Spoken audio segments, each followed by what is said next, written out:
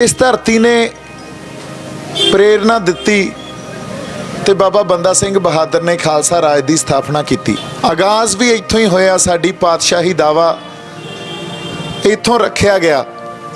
इत्थों उस पातशाही दावे ने एक जिहड़ी उहदी नींह या फाउंडेशन इत्थों बनी।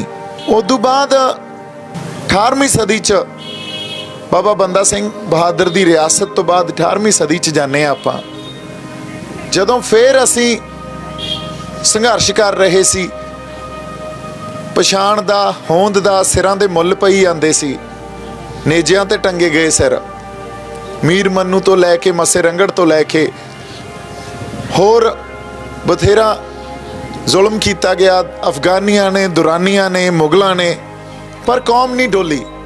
उस वेले कौम दे महान जरनैल जिहड़ी गुलाम मानसिकता, देखो जिहड़ियां रियासतां हुंदियां हमेशा ही रियासतां दी एक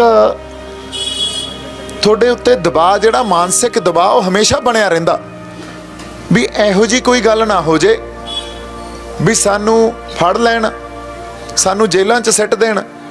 उस वेले तां फिर मारन लगे भी मिंट लाउंदे हुंदे सी, अज किसे होर ढंग नाल मारदे आ। ये दबाव हमेशा एक मानसिक दबाव बनिया रहिंदा और कौम आपदी होंद दा, आपदी पछाण दा संघर्ष लड़ रही होवे ते मानसिक दबाव नाल नाल चल रहा। इहनूं समझण दी कोशिश करिए तां साडे 18वीं सदी दे जरनैलां ने अज जिहड़े आपां घर छत्ती बैठे आ, उदों भी उन्हां दे घर हुंदे सी, जमीन जायदादां सब सी। 18वीं सदी दे जरनैलां ने ये गल सोची भी इस गुलाम माहौल च रह के असी सही कोई कौम नूं सेध नहीं दे पा रहे। जंगलां च चलो, एक आज़ाद माहौल च जाके लड़ाई लड़ी जावे, जिथे अगले फैसले उस आज़ादी तो प्रभावित होकर ले जान, ना कि ये गल सोच के भी इस हुकूमत ने, इस रियासत ने सानू तसीहे देने आ या सानू जेलों च डकना। जदों ये विजन जरनैलों कोले हुंदे आ ते जरनैल कौम दे बारे सोच रहे आ, उदों ही नींह रखी जाती आ। उस 18वीं सदी दे संघर्ष ने नींह रखी भी महाराजा रणजीत सिंह दा खालसा राज होंद च आया। 40-50 साल कौम ने राज किया, राज करके ये दिखाता भी किस तरह एक भाईचारक सांझ नूं रखते हुए बिना कोई दंगे नहीं होए उस राज च। इस राज के 75 सालों के इतिहास च देख लो किन्ने दंगे होए होने आ।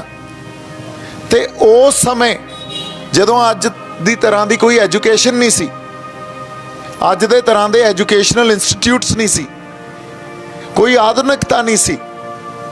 उस समय 40 तो 50 सालों के राज च कोई दंगा नहीं, कोई फांसी नहीं, किसे धी भैन की विपत्ति नहीं हुंदी सी, महफूज रखे जाते सी। पर अज जिहड़े आपां समाज च खड़े आ, जदों साडे कोलों साडा राज गया, उदों बाद एक लंबी 150 साल की गुलामी साडे गलां च पई, जिन्हों करदे प्रतੱਖ रूप च असीं समझिया ही नहीं। उहदी पहली समझ उदों आई जदों संत जरनैल सिंह भिंडरां वालियां ने ये गल कौम नूं समझाई भी असीं गुलाम आ। जे संतां दी शहादत महता चौंक होई हुंदी तां भी साडे ओह सत्कारयोग ते महान शहीद होने सी, पर जे उही शहादत अकाल तख्त साहब ते हुई ते हुकूमत ने टैंक चढ़ाए साडे सब तो मुकद्दस स्थान ते, ये गल प्रतੱਖ रूप च साडे समझ आ गई भी जे इत्थों तक जा सकते आ, फिर ये किसी भी हद तक जा सकते आ। हुण उस वेले तक संत आप दमदमी टकसाल दे मुखी सी ते टकसाल दी एक परंपरा सी भी जदों भी कोई मुखी जांदा या अकाल चलाना करदे आ, अगला मुखी थाप जांदे आ। संतां ने अगला मुखी भी नहीं थापिया। ਇਹਦੇ ਪਿੱਛੇ ਕਾਰਨ ਸੀ ਇਹਦੇ ਪਿੱਛੇ ਇੱਕ ਬਹੁਤ ਵੱਡਾ ਕਾਰਨ ਇਹ ਸੀ, ਕਿਉਂਕਿ ਇਹ ਗੱਲ ਸੰਤਾਂ ਨੂੰ ਸਮਝ ਆ ਚੁੱਕੀ ਸੀ ਵੀ ਜਿਹੜੀ ਲੜਾਈ ਆ ਉਹ ਸਾਡੀਆਂ ਸੰਸਥਾਵਾਂ ਦੀ ਜਾਂ ਸਾਡੀਆਂ ਆਰਗੇਨਾਈਜੇਸ਼ਨਸ ਦੀ ਜਾਂ ਪਾਰਟੀਆਂ ਦੀ ਜਾਂ ਟਕਸਾਲਾਂ ਦੀ ਲੜਾਈ ਨਹੀਂ ਹੈ। ਲੜਾਈ ਇਹ ਤੋਂ ਉੱਤੇ ਉੱਠ ਚੁੱਕੀ ਆ। ਹੁਣ ਤਾਂ ਸਾਰੀ ਕੌਮ ਨੂੰ ਇਕੱਠੇ ਹੋ ਕੇ ਲੜਾਈ ਲੜਨੀ ਪਊ। ਟਕਸਾਲਾਂ ਦਾ ਮੁਖੀ ਥਾਪ ਕੇ ਮੈਂ ਇੱਕ ਟਕਸਾਲ ਦੀ ਲੜਾਈ ਨਹੀਂ ਲੜ ਰਿਹਾ, ਇਹ ਤਾਂ ਕੌਮ ਨੂੰ ਲੜਾਈ ਲੜਨੀ ਪਊਗੀ। ਹੁਣ ਇਸੇ ਕਰਕੇ ਵਾਰ-ਵਾਰ ਕਹਿੰਦੇ ਰਹੇ ਇਹ ਗਲੋਂ ਲਾਉਣੀ ਪੈਣੀ ਆ ਸਾਨੂੰ, ਜਿਹੜੀ ਗੁਲਾਮੀ ਸਾਡੇ ਮਾਨਸਿਕ ਤੇ ਸਰੀਰਕ ਰੂਪ 'ਚ ਵੀ ਅਸੀਂ ਹੰਢਾ ਰਹੇ ਹਾਂ। ਕਿਉਂਕਿ ਜਦੋਂ ਜੀ ਕਰਦਾ ਸਾਡੇ ਤੇ ਕੇਸ ਪਾ ਦਿੰਦੇ ਆ, ਜਦੋਂ ਆਪਦੇ ਹੱਕ ਲੈਣ ਨਿਕਲਦੇ ਆ ਉਦੋਂ ਹੀ UAPA ਲੱਗਦਾ, ਜਦੋਂ ਆਪਦੀ ਕੌਮੀਅਤ ਦੀ ਗੱਲ ਕਰਦੇ ਆ ਉਦੋਂ ਹੀ UAPA ਲਾ ਦਿੰਦੇ ਆ, ਜੇਲ੍ਹਾਂ 'ਚ ਸਿੱਟ ਦਿੰਦੇ ਆ। ਸੋ ਇਹ ਗੁਲਾਮੀ ਦੀਆਂ ਨਿਸ਼ਾਨੀਆਂ ਹੁੰਦੀਆਂ। ਜਿੱਥੇ ਤੁਸੀਂ ਆਪਦੇ ਹੱਕਾਂ ਦੀ ਗੱਲ ਨਹੀਂ ਕਰ ਸਕਦੇ, ਪਰ ਸਰਹੱਦਾਂ ਤੇ ਜਾ ਕੇ ਜੇ ਤੁਸੀਂ ਲੜੋਗੇ ਫਿਰ ਤੁਹਾਨੂੰ ਦੇਸ਼ ਭਗਤ ਕਹਿਣਗੇ, ਜੇ ਆਪਦੇ ਹੱਕਾਂ ਲਈ ਲੜੋਗੇ ਤਾਂ ਫਿਰ ਤੁਹਾਨੂੰ ਦੇਸ਼ ਧਰੋਹੀ ਕਹਿਣਗੇ। ਸੋ ਲੜਾਈ ਸਾਡੀਆਂ ਪਾਰਟੀਆਂ ਤੋਂ, ਸਾਡੀ ਆਰਗੇਨਾਈਜੇਸ਼ਨਸ ਤੋਂ, ਸਾਡੀਆਂ ਸੰਸਥਾਵਾਂ ਤੋਂ ਉੱਤੇ ਉੱਠ ਚੁੱਕੀ ਆ। ਕੌਮ ਨੂੰ ਲੜਾਈ ਇਕਜੁੱਟ ਹੋ ਕੇ ਲੜਨੀ ਪੈਣੀ ਆ। ਪਰ ਕਿੰਨੇ ਤਰ੍ਹਾਂ ਦੇ ਵਖਰੇਵੇਂ, ਕਿੰਨੀਆਂ ਪਾਰਟੀਆਂ, ਕਿੰਨੀਆਂ ਆਰਗੇਨਾਈਜੇਸ਼ਨਸ ਆਪਸ 'ਚ ਅਸੀਂ ਕਿੰਨੀਆਂ ਵੰਡਾਂ 'ਚ ਵੰਡੇ ਗਏ ਆ। ਜਦੋਂ ਤੱਕ ਇਹ ਗੱਲ ਸਾਡੇ ਸਮਝ ਨਹੀਂ ਆਊਗੀ ਉਦੋਂ ਤੱਕ ਅਸੀਂ ਇਸ ਤਰ੍ਹਾਂ ਹੀ ਖੁਆਰ ਹੁੰਦੇ ਰਹਾਂਗੇ। ਜਦੋਂ ਤੱਕ ਸਾਨੂੰ ਇਹ ਨਹੀਂ ਸਮਝ ਆਊਗਾ ਵੀ ਜਿਹੜਾ ਦੁਸ਼ਮਣ ਆ ਉਹ ਵਾਕਈ ਰਾਵਣ ਵਾਂਗੂ ਉਹਦੇ 10 ਸਿਰ ਆ। ਕਦੇ ਉਹ ਕਾਂਗਰਸ ਦੇ ਰੂਪ 'ਚ ਆਉਂਦਾ, ਕਦੇ BJP ਦੇ ਰੂਪ 'ਚ ਆਉਂਦਾ, ਕਦੇ ਆਮ ਆਦਮੀ ਪਾਰਟੀ ਦੇ ਰੂਪ 'ਚ ਆਉਂਦਾ, ਕਦੇ ਸਾਡੇ 'ਚੋਂ ਹੀ ਸਾਡੇ ਬੰਦੇ ਉਸ ਰਾਵਣ ਦੇ ਇੱਕ ਸਿਰ ਨੂੰ ਰਿਪਰੈਜ਼ੈਂਟ ਕਰਦੇ ਆ। ਸਾਨੂੰ ਦੁਸ਼ਮਣ ਦੀ ਪਛਾਣ ਹੈ ਹੀ ਨਹੀਂ, ਸਾਨੂੰ ਦੁਸ਼ਮਣ ਦੀ ਪਛਾਣ ਕਰਨੀ ਪਊ ਤੇ ਸਾਨੂੰ ਆਪਦੇ ਜਰਨੈਲਾਂ ਦੀ ਵੀ ਪਛਾਣ ਕਰਨੀ ਪਊ। ਤੇ ਕੌਮ ਦੇ ਅੰਦਰ ਜਿਹੜੀਆਂ ਅੱਜ ਵਖਰੇਵੇਂ ਤੇ ਵੰਡਾਂ ਠੀਕ ਆ ਉਹ ਐਗਜ਼ਿਸਟ ਕਰ ਰਹੀਆਂ, ਪਰ ਉਹ ਤੋਂ ਉੱਤੇ ਉੱਠਣਾ ਪਊਗਾ। ਜੇ ਉਹ ਤੋਂ ਉੱਤੇ ਨਹੀਂ ਉੱਠੇ, ਹੁਣ ਇੱਕ ਇੱਥੇ ਆਪਾਂ ਐਗਜ਼ਾਮਪਲ ਅੱਜ ਦੀ ਜੋ ਪ੍ਰੈਜ਼ੈਂਟ ਸਿਚੁਏਸ਼ਨ 'ਚ ਦੇਖਦੇ ਹਾਂ ਉਹ ਇਹ ਆ ਵੀ ਜਦੋਂ ਬਾਦਲ ਸਾਹਿਬ ਸੈਂਟਰ ਦੇ ਨਾਲ ਚੱਲੇ, ਸੈਂਟਰ ਉਹਨਾਂ ਨੂੰ ਵਰਤਦਾ ਰਿਹਾ। ਇੱਕ ਸਮਾਂ ਇਹ ਆ ਗਿਆ ਸੈਂਟਰ ਨੂੰ ਇਹ ਲੱਗਿਆ ਵੀ ਇਹਨਾਂ ਨੂੰ ਹੁਣ ਖਤਮ ਕਰੋ, ਨਵੀਂ ਧਿਰ ਖੜੀ ਕਰਦੇ ਆ। ਉਹਨਾਂ ਤੋਂ ਪੰਥ ਵਿਰੋਧੀ ਕੰਮ ਕਰਾ ਕੇ ਉਹਨਾਂ ਨੂੰ ਹੀ ਖਤਮ ਕਰਾ ਗਏ। ਸੋ ਇਹਦੇ ਨਾਲ ਹੋਇਆ ਕੀ, ਉਹਨਾਂ ਨੂੰ ਤਾਂ ਖਤਮ ਕਰਾ ਗਏ, ਪਰ ਪੰਥਕ ਸਪੇਸ ਜਿਹੜੀ ਪਈ ਸੀ ਜਿੱਥੇ ਮਾਨ ਸਾਹਿਬ ਨੂੰ ਇੱਕ ਕੋਨੇ 'ਚ ਧੱਕ ਕੇ ਲੈ ਗਏ ਸੀ। ਕਿਉਂਕਿ ਮਾਨ ਸਾਹਿਬ ਬੇਦਾਗ ਸ਼ਖਸੀਅਤ ਪਿਛਲੇ 40 ਸਾਲਾਂ ਤੋਂ ਸਾਡਾ ਸੰਘਰਸ਼ ਕਰ ਰਹੇ ਆ, ਪਰ ਸਾਡੇ ਅੱਗੇ ਉਹਨਾਂ ਨੇ ਕਦੇ ਪ੍ਰੈਜ਼ੈਂਟ ਹੀ ਨਹੀਂ ਕੀਤੇ। ਹਮੇਸ਼ਾ ਪ੍ਰੈਜ਼ੈਂਟ ਇਸ ਤਰ੍ਹਾਂ ਕਰਦੇ ਰਹੇ ਵੀ ਇਹਨੂੰ ਤਾਂ ਸਿਆਸਤ ਹੀ ਨਹੀਂ ਆਉਂਦੀ। ਜਿਵੇਂ ਉਹਨਾਂ ਨੂੰ ਸਾਰਿਆਂ ਨੂੰ ਸਿਆਸਤ ਆਉਂਦੀ ਹੈ ਤੇ ਮਾਨ ਸਾਹਿਬ ਨੂੰ ਨਹੀਂ ਆਉਂਦੀ।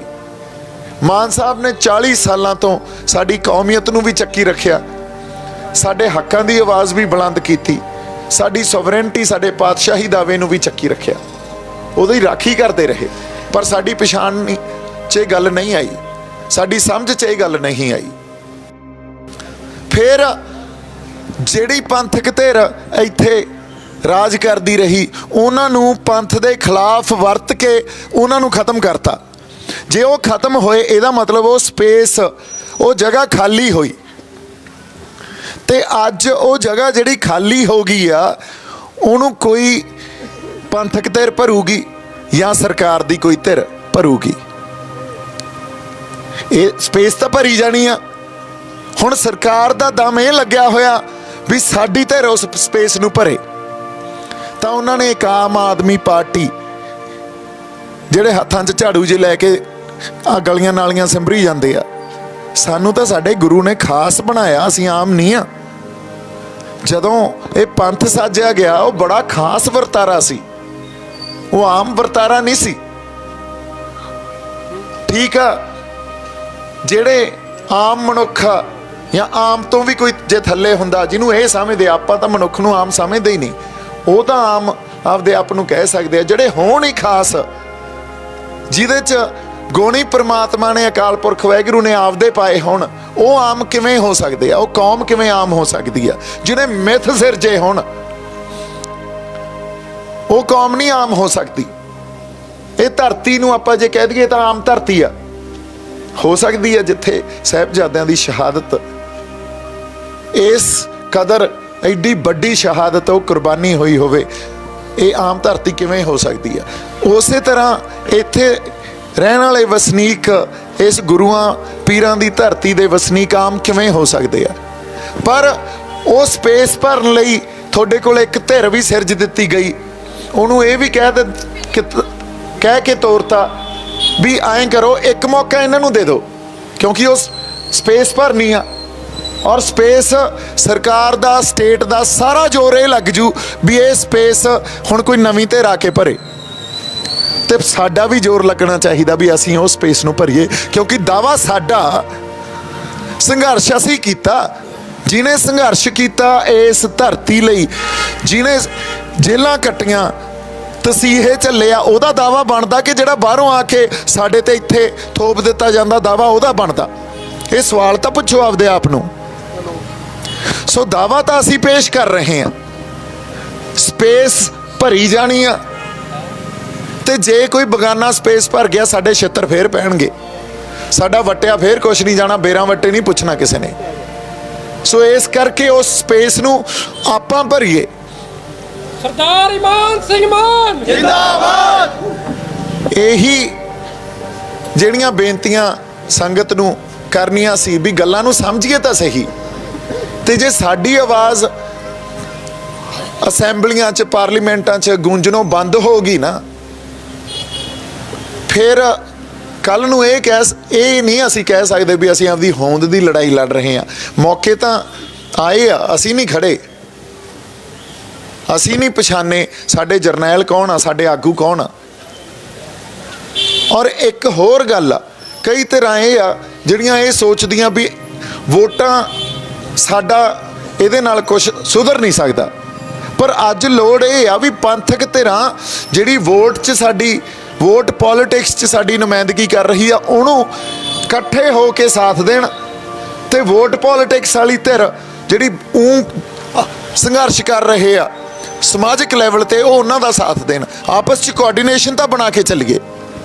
ਜੇ ਹੁਣ ਵੀ ਵਖਰੇਵੇਂ ਤੇ ਅੱਡ ਤੁਰੇ ਫਿਰਦੇ ਰਹੇ, ਫਿਰ ਜਿਹੜੀਆਂ ਸ਼ਹਾਦਤਾਂ ਹੋਈਆਂ ਪਿੱਛੇ, ਉਹ ਸਾਰੀਆਂ ਖੂਹ ਖਾਤੇ 'ਚ ਪਾ ਦਾਂਗੇ ਅਸੀਂ। ਫਿਰ ਸਾਡੀ ਜ਼ਮੀਰ ਤੇ ਅਸੀਂ ਬੇਗੈਰਤ ਹੋ ਜਾਾਂਗੇ, ਗੁਰੂ ਵਾਲੇ ਪਾਸੇ ਮੂੰਹ ਨਹੀਂ ਰਹਿਣਾ। ਇੱਕ ਵਾਰੀ ਜੇ ਮੂੰਹ ਗੁਰੂ ਵਾਲੇ ਪਾਸੇ ਕਰਕੇ ਤੁਰਾਂਗੇ ਤਾਂ ਫਿਰ ਸਾਡੇ ਗੱਲ ਵੀ ਸਮਝ 'ਚ ਆ ਜੂ ਵੀ ਅਸੀਂ ਲੜਾਈ ਕੀ ਲੜ ਰਹੇ ਹਾਂ। ਸੋ ਲੜਾਈ ਫਸਲਾਂ ਦੀ ਨਹੀਂ ਸੀ, ਨਸਲਾਂ ਦੀ ਲੜਾਈ ਆ ਇੱਥੇ। ਜੇ ਗੁਰੂ ਨੇ ਵੀ ਇਹ ਗੱਲ ਸੋਚੀ ਹੁੰਦੀ ਵੀ ਲੜਾਈ ਫਸਲਾਂ ਦੀ ਆ, ਉਸ ਵੇਲੇ ਉਹਦੀ ਬਾਦਸ਼ਾਹਤ ਦੀ ਆ, ਜੇ ਪਰਿਵਾਰ ਨਾ ਵਾਰਿਆ ਹੁੰਦਾ ਤਾਂ ਕੌਮ ਨਹੀਂ ਬਚਦੀ ਸੀ। ਫਿਰ ਪਰਿਵਾਰ ਵਾਰ ਕੇ ਹੀ ਕੌਮ ਬਚੀ ਆ, ਤੇ ਜੇ ਅੱਜ ਕੌਮ ਖੜੀ ਆ, ਸਾਡਾ ਵੀ ਤਾਂ ਕੋਈ ਫਰਜ਼ ਆ ਨਾ। ਸੋ ਇਸ ਕਰਕੇ ਨਾ ਤਾਂ ਅਸੀਂ ਬੇਗੈਰਤ ਹਾਂ, ਨਾ ਅਸੀਂ ਉਹਨਾਂ ਚੋਂ ਆ ਜਿਨ੍ਹਾਂ ਦੀਆਂ ਜ਼ਮੀਰਾਂ ਨਹੀਂ ਜਾਗਦੀਆਂ। ਸੋ ਆਪਦੇ ਅੰਦਰ ਹਲੂਣਾ ਦਿਓ, ਇਹ ਪਛਾਣੀਏ ਵੀ ਸਾਡਾ ਕੌਣ ਆ ਤੇ ਸਾਡਾ ਦੁਸ਼ਮਣ ਕੌਣ ਆ। ਹੁਣ ਤਾਂ ਪਛਾਣ ਹੋਣੀ ਚਾਹੀਦੀ ਆ, ਕਿਸਾਨੀ ਸੰਘਰਸ਼ ਤੋਂ ਬਾਅਦ ਤਾਂ ਇਹ ਪਛਾਣ ਸਾਨੂੰ ਹੋਣੀ ਚਾਹੀਦੀ ਆ। ਜੇ ਹਜੇ ਵੀ ਪਛਾਣ ਨਹੀਂ ਹੋਈ ਤਾਂ ਫੇਰ ਖਤਾ ਖਾਂਦੇ ਰਹਾਂਗੇ। ਇੰਨੀਆਂ ਕੁ ਗੱਲਾਂ ਆਪਾਂ ਕਰਨੀਆਂ ਸੀ। ਮੇਰੇ ਵੱਲੋਂ ਬਹੁਤ ਸਾਰਾ ਪਿਆਰ ਤੇ ਸਤਿਕਾਰ।